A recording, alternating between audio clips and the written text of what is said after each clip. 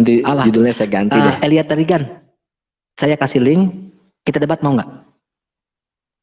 Ayo jawab. Kalau mau saya kasih link, kita debat ya. Siapa tadi? Elia Tarigan.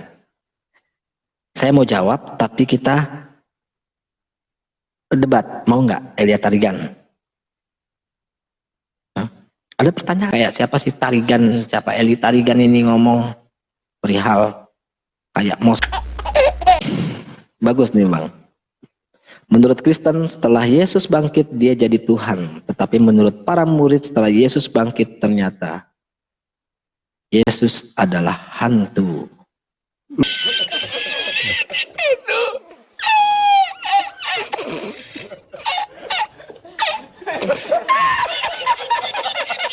Itu, agak tuh dalam hari kunci belum aja.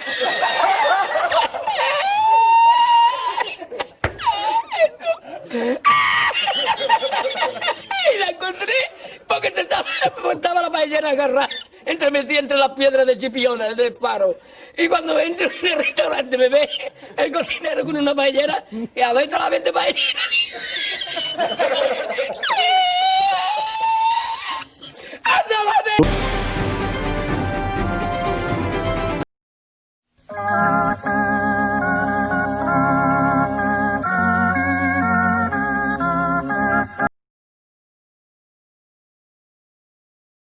Lebih baik daripada Nabi junjungan Anda, dan tersentak dan responnya sedikit lebih lama, dan dia berkata, apa alasannya?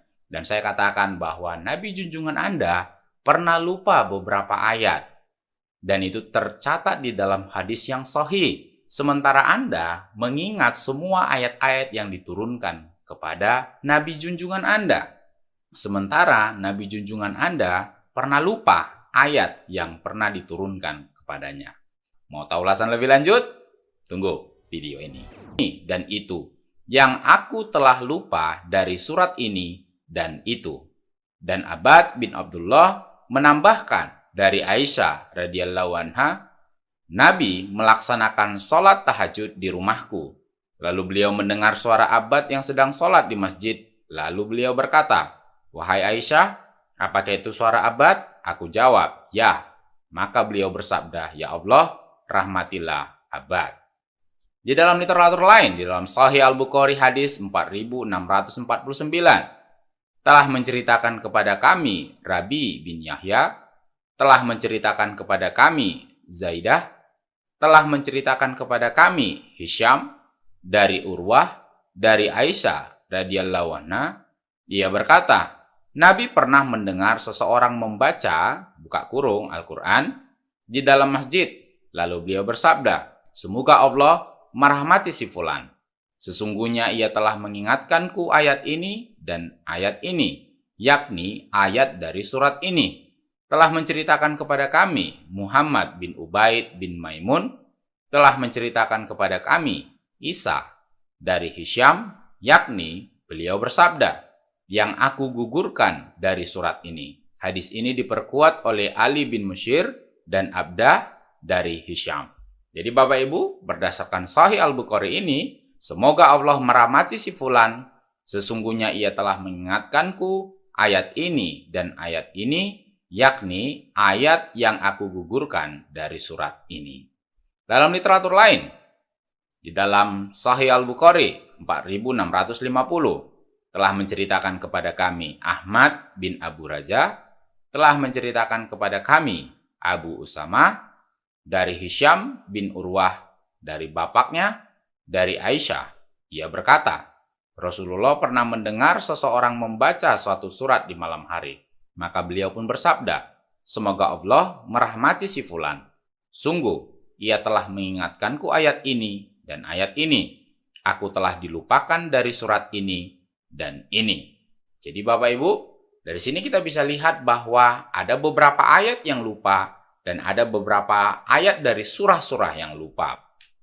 Dalam literatur lain, di dalam Sahih Muslim 1311, telah menceritakan kepada kami Abu Bakar bin Abu Syaibah dan Abu Quraib, keduanya berkata, telah menceritakan kepada kami Abu Usamah, dari Hisyam, dari bapaknya, dari Aisyah, bahwasanya pada suatu malam Nabi mendengar seorang laki-laki membaca Al-Quran. Maka beliau pun bersabda, semoga Allah memberinya rahmat. Ia telah mengingatkanku ayat ini dan ayat ini, yakni ayat yang aku lupa dari surat ini dan surat itu. Secara eksplisit di dalam Sahih Muslim maupun dari Sahih Al-Bukhari tidak dijelaskan Bapak Ibu surat apa yang lupa dan ayat apa yang lupa. Di dalam Musnad Ahmad, hadis nomor 23.918 dan isnadnya adalah isnad yang sahih Bapak Ibu, telah menceritakan kepada kami Waki, telah menceritakan kepada kami Hisyam dari ayahnya, dari Aisyah. Nabi pernah mendengar seorang laki-laki membaca sebuah ayat. Maka beliau bersabda, semoga Allah merahmatinya. Dia telah mengingatkanku terhadap satu ayat yang aku melupakannya. Nah, jadi Bapak Ibu, kita sudah lihat sendiri bahwa Nabi junjungan saudara-saudara kita yang dari Islam ternyata lupa beberapa ayat, bahkan dari beberapa surah. Dari surah ini dan surah ini. Dan kita tidak tahu surah mana yang dilupakan dan ayat mana dari surah itu yang dilupakan secara eksplisit dari Sahih Al-Bukhari maupun Sahih Muslim tidak dijelaskan Bapak Ibu. Nah, selain daripada lupa ayat yang diturunkan kepada Nabi junjungan saudara-saudara kita yang dari Islam, ternyata Nabi junjungan saudara-saudara kita itu juga lupa saat sholat. Di mana kita temukan di dalam Sahih Al-Bukhari 5591 telah menceritakan kepada kami Hafsah bin Umar, telah menceritakan kepada kami Yazid bin Ibrahim, telah menceritakan kepada kami Muhammad dari Abu Hurairah, Nabi mengimami kami pada waktu sholat zuhur hanya 2 rakaat kemudian salam. Lalu beliau mendekat ke sebatang kayu yang tersandar di masjid sambil meletakkan tangan beliau di atas batang kayu tersebut. Pada waktu itu di antara mereka terdapat Abu Bakar dan Umar. Keduanya merasa segan untuk menegur Rasulullah. Dan orang-orang segera keluar masjid sambil berkata, apakah sholat dikasar, diringkas maksudnya? Di antara mereka juga terdapat seorang laki-laki yang biasa dipanggil oleh Nabi dengan sebutan Zul Yadain. Ia berkata, wahai Nabiullah, apakah engkau telah lupa atau memang sholatnya dikasar atau diringkas? Beliau menjawab, aku tidak lupa dan sholatnya tidak pula diringkas. Para sahabat berkata, bahkan Anda telah lupa wahai Rasulullah.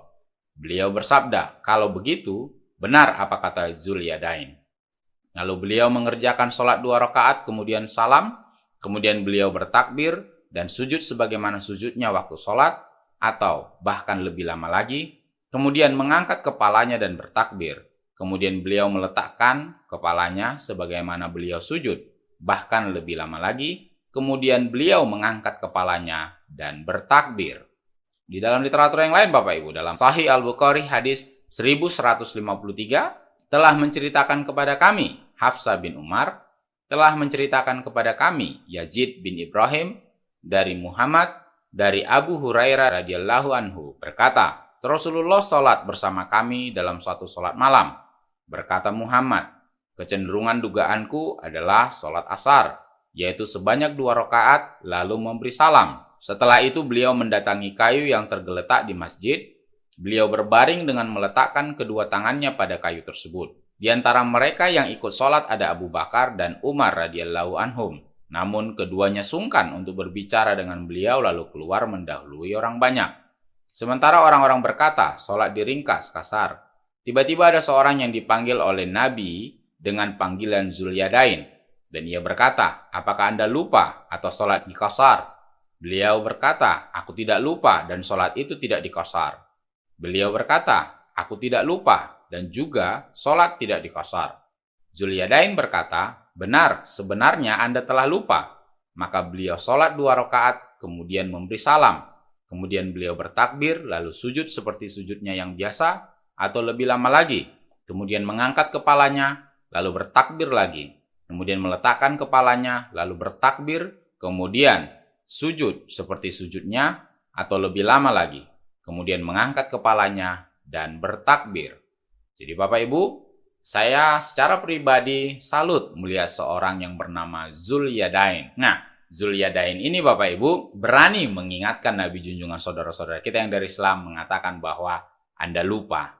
Nah, Bapak Ibu, kita sudah lihat bahwa sebelumnya Nabi junjungan saudara-saudara kita yang dari Islam juga lupa beberapa ayat, bahkan dari beberapa surah yang sudah diturunkan kepadanya. Bagaimana respon Anda terhadap fakta yang tertulis dalam literatur saudara-saudara kita yang dari Islam ini Bapak Ibu? Silahkan tuliskan komentar Anda, dan semoga ini bisa menjadi berkat. Tuhan Yesus